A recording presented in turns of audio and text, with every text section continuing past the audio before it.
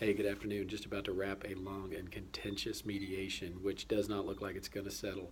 So there's a couple of points that I want to bring up. I've spoken about mediations before, but mediation is an informal settlement conference. It's not binding unless you want it to be, unless you want the case to be over, whereby the parties hire a third person, an attorney usually, to kind of play judge.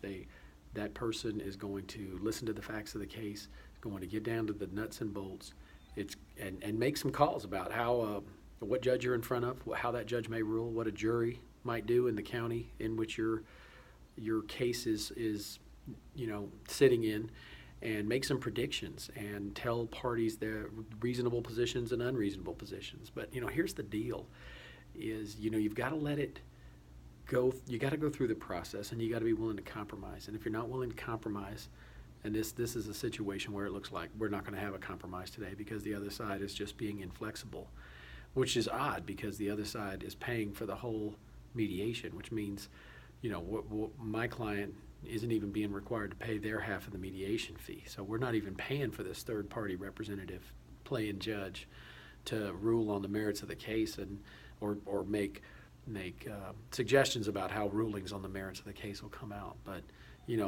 that's not acting in good faith. And I've been speaking a lot lately about acting in good faith, because if you're not bringing claims in good faith, judges and juries see through that. And my experience is, and I haven't been doing this forever, but my experience is judges and juries punish people who aren't acting in good faith.